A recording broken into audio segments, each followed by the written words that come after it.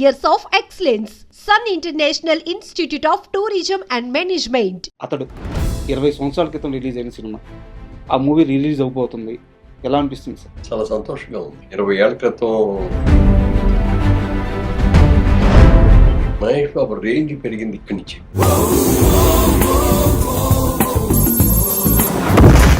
ఎందుకు సార్ ఇంత స్వార్థం మీ ఫ్రెండ్ కొడుకనే? డెఫినెట్ గా ఎక్కడో ఉన్న త్రివిక్రమ్ తీసుకొచ్చి మొదటి సినిమా ఇద్దామని ఆలోచన చేశారంటే మీరు ఎంత అబ్జర్వ్ చేశారు త్రివిక్రమ్ గారిని? అప్పుడు చెప్తే నంబరు 3 hours చెప్పారండి అక్కడ. అతడు సినిమాకి టెక్నికల్గా ఎన్ని హంగులు అద్దినా అసలు బేసిక్గా దాని సోలే ఈ తరానికి సరిపోయేది. ఏమంటే ఇంకో 10 ఏళ్ళ తర్వాత తీయాల్సింది భయపడిస్తారు మీరు. ఈ సినిమాకి వచ్చే కలెక్షన్ కానీ ఏదైతే రెవెన్యూ ఉందో అదంతా కూడా మహేష్ బాబు ఫౌండేషన్కి వెళ్తుంది అని చెప్పేసి చెప్పారనమాట. ఇక్కడ వచ్చే రెవెన్యూ అటు పంపించడానికి కారణం ఏంటి సార్? కారణం ఏం లేదు, దీన్ని మంచి పని చేయాలనే ఆలోచన మహేష్ బాబు వల్ల డెఫినెట్గా ఆ సైడ్ నుంచి ఏం కావాలో మీరు చేయండి.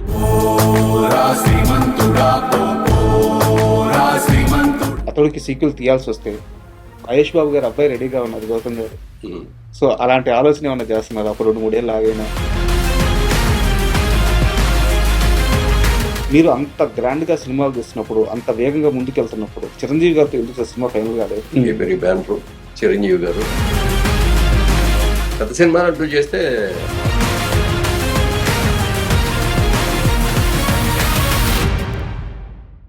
Hi, welcome to my show. Hi sir. అంటే కొంతమంది వ్యక్తులకి కొన్ని సినిమాలకి మనం ప్రత్యేకంగా పరిచయం చేయాల్సిన అవసరం లేదు సార్. మురళీమోహన్ గారు అంటే ఇండస్ట్రీలో పరిచయం అవసరం లేని మనిషి, ఒక లెజెండరీ స్థాయిలో ఉన్న వ్యక్తి. సో మీలాంటి వ్యక్తితో ఈరోజు మీ ఎదురుగా కూర్చొని మిమ్మల్ని ఇంటర్వ్యూ చేయడం నిజంగా నేను చాలా ఆనందంగా, ఇది నాకు దక్కిన భాగ్యంగా భావిస్తున్నాను సార్. Thank you sir.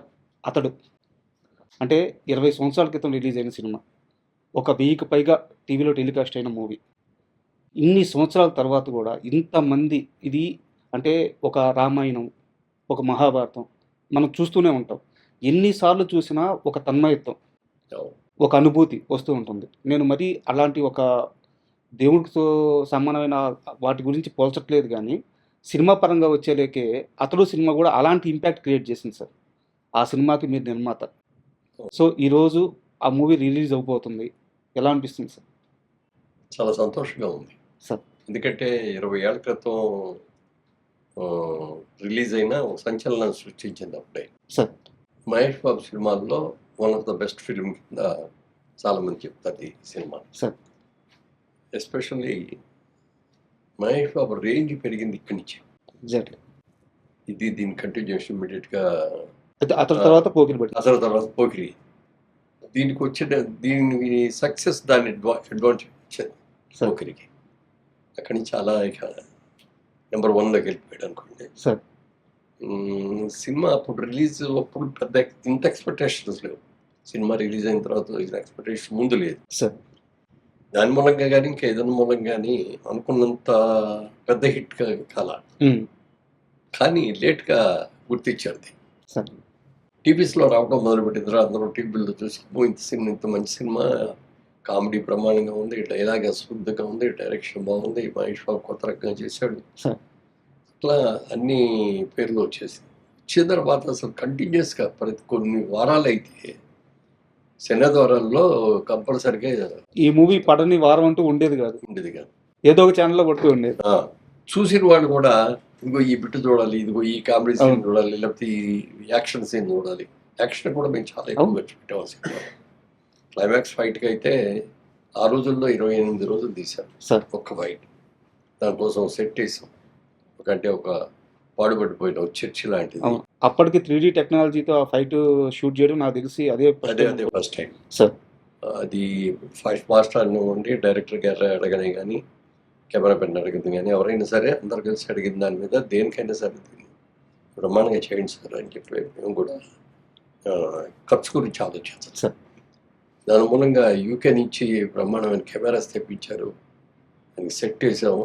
చాలా చూసిన వాళ్ళందరూ మాత్రం ఇది ఫైట్ వరకు ఇంగ్లీష్ పిక్చర్ లాగా ఉందండి, ఇంటర్నేషనల్ స్టాండర్డ్స్లో ఉంది అని చెప్పి మెచ్చుకోవడం జరిగింది. సార్ మామూలుగా మురళీమోహన్ గారి కెరీర్ విషయం మీరు ఎప్పుడైనా సరే మీ ప్రయాణం గురించి, మీ ప్రస్థానం గురించి మాట్లాడేటప్పుడు అదేదో సరదాగా అలా జరిగిపోయింది, సరదాగా సినిమాల్లోకొచ్చేసాను, సరదాగా బిజినెస్‌లోకొచ్చేసాను ఇలా చెప్తూ ఉంటారు.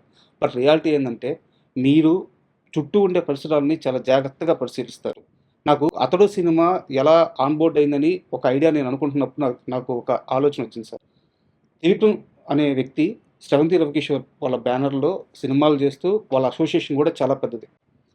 వాళ్ళు అంత బాగా ఉన్నప్పుడు ఎక్కడో ఉన్న త్రివిక్రమ్‌ని తీసుకొచ్చి మొదటి సినిమా ఇద్దాం అనే ఆలోచన చేశారంటే మీరు ఎంత అబ్జర్వ్ చేశారు త్రివిక్రమ్ గారిని అప్పుడు? అంటే అప్పుడు చాలా సినిమాలకి బ్యాక్‌గ్రౌండ్‌లో ఉండి వర్క్ చేసేవాడు ఆయన. సార్. సబ్జెక్ట్ సెలక్షన్ గానీ, సబ్జెక్ట్ వర్క్ చేయటం గానీ, లేకపోతే అతని సొంత సబ్జెక్ట్ అవ్వటం గానీ, ముఖ్యంగా స్క్రీన్ ప్లే, డైలాగ్స్. కంప్లీట్‌గా అతనే చేశాడు. ఆ సినిమాలన్నీ సక్సెస్ అని చూసిన తర్వాత రోజు నేను మా బ్రదర్ కిషోర్ గారు ఇద్దరం కలిసి కూర్చొని మనం నెక్స్ట్ పిక్చర్ త్రివిక్రమ్కి ఇస్తే ఎట్లా బాగుంటుంది, అతన్ని మనం డైరెక్ట్ కూడా చేయొచ్చు కదా, స్క్రీన్ ప్లే బాగుంటుంది, మాటలు బాగుంటున్నాయి, అన్ని రకాలుగా బాగుంది, మనం ఫస్ట్ టైం ఛాన్స్ మనం ఇద్దాం. అప్పటిదాకా అసోసియేషన్ అయితే లేదు మీకు త్రివిక్రమ్‌తో. ఎక్కడా కలవలేదు. ఎక్కడ కలవలేదు. ఓకే. కాబట్టి ఆ సినిమా రిలీజ్ అయినప్పుడు అక్కడ పరిచయం చేసిన ఓకే. తెలుసు తప్ప హ్మ్. అంతకంటే పెద్ద క్లోజ్ పరిచయాలు లేవు. నేను హ్మ్. అనుకున్న తర్వాత ఒక రోజు పిలిచాం. హ్మ్. మంచి సబ్జెక్ట్ ఉంటే చెప్పండి సార్, మీకే డైరెక్షన్ ఇస్తాం, హ్మ్. ఫస్ట్ టైం డైరెక్షన్ మన దాంట్లో చేయండి, పెద్ద సినిమా తీస్తున్నాం అని చెప్పి. హ్మ్. అంటే సార్ మీరు ఇచ్చినందుకు చాలాసార్లు సంతోషం అండి, కానీ మన రవికిషోర్ గారికి మాట ఇచ్చాము, దానికి మీరు ఒప్పుకునేటట్టే చేస్తాను, సెకండ్ పిక్చర్గా చేస్తానండి. అది ఎవరు హీరో అంటే పలానా హీరో అని. సరే అయితే ఎన్ని రోజుల్లో అయిపోతుంది అంటే నెలలో అయిపోతుందండి, నెల 15 రోజుల్లో షూటింగ్ కూడా అయిపోతుంది ఓకే. అని అన్నారు.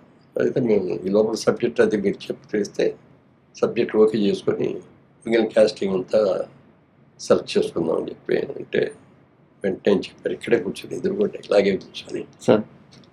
చెప్తే నెంబరు 3 hours చెప్పారండి ఆ కథ. సార్. నేను మా బ్రదరు ముగ్గురే, ఎవరికి చెప్పేసి సభలకు ఎవరు రావద్దు, డిస్టర్బ్ చేయొద్దని ఫోన్లు కూడా స్విచ్ ఆఫ్ చేసుకొని కూర్చొని సినిమా మా కళ్ళ కట్టినట్టు చూపించారు సినిమా. హ్మ్. ప్రతి షార్ట్ ఎలా ఉన్నది అనేది చూసిన తర్వాత అప్పుడు అనిపించింది, డెఫినెట్గా డైరెక్టర్గా కూడా చాలా మంచి పేరు తీసుకుంటాడు, సార్. స్క్రీన్ ప్లే బ్రహ్మాండంగా ఉంది, డైలాగ్స్ చాలా బాగున్నాయి అని అనుకున్నాం. బాగుందండి సినిమా, సబ్జెక్ట్ చాలా బాగుంది, హీరో గారికి కూడా ఒకసారి చెప్పాను, హీరో గారు చెప్పగానే ఆయన వెంటనే ఓకే చేశారు. ఆయన చేసిన తర్వాత నేనే అంతా అయిన తర్వాత సినిమా అయితే అద్భుతంగా ఉందండి, కానీ కొంచెం hero character beginning negative character లాగా ఉంది, నాకు ఒక్కటే ఒక ఫస్ట్ చేయడానికి వీలవుతాను అంటే అయినా అన్నాడు. మా బ్రదర్ కిషోర్ కూడా వాళ్ళ ఇంటర్నేషనల్ సినిమాల్లో కూడా హీరో క్యారెక్టర్ నెగిటివ్ నుంచి స్టార్ట్ చేసి పాజిటివ్కి తీసుకెళ్ళటం అప్పుడు అది ట్రెండ్ స్టార్ట్ అవుతుంది అని చెప్పేటప్పటికి నేను కూడా కన్విన్స్ అయ్యాను. సరేనండి, నెగిటివ్ అంటే మరీ నెగిటివ్గా ఏం లేదు, క్యారెక్టర్ అలా ఉంది కదా అని చెప్పిన దాని మీద చేశారు. పర్ఫెక్ట్గా స్క్రిప్ట్ కూడా రాశారు. రాసిన తర్వాత మేము ఒకటే చెప్పాం, మేము తీసి నేను ఇప్పుడు 24 సినిమాలు తీసామని, 24 ఒక సినిమాలో ఒక ఎత్తు, ఇది ఒక కొత్త తరహాగా మంచి డైలాగ్స్ తోటి, మంచి స్క్రీన్ ప్లే తోటి, మీరు ఫస్ట్ పిక్చర్ కాకపోయినా సెకండ్ పిక్చర్ అయినా మాదే కాబట్టి ఈ పిక్చర్ చేస్తారు, పెద్ద సినిమా చేస్తారు కాబట్టి ఇది మీరు ఎలా అనుకుంటున్నారో అలా తీసి, దీంట్లో మేము ఎక్కడ ఇంటర్ఫీర్ కావు, బడ్జెట్ విషయంలో కానీ టేకింగ్ విషయంలో కానీ మీకు ఏం కావాలంటే తీసుకునేది ఓపెన్గా ఆఫర్ ఇచ్చాం, దాన్ని ఆయన సద్వినియోగం చేసుకొని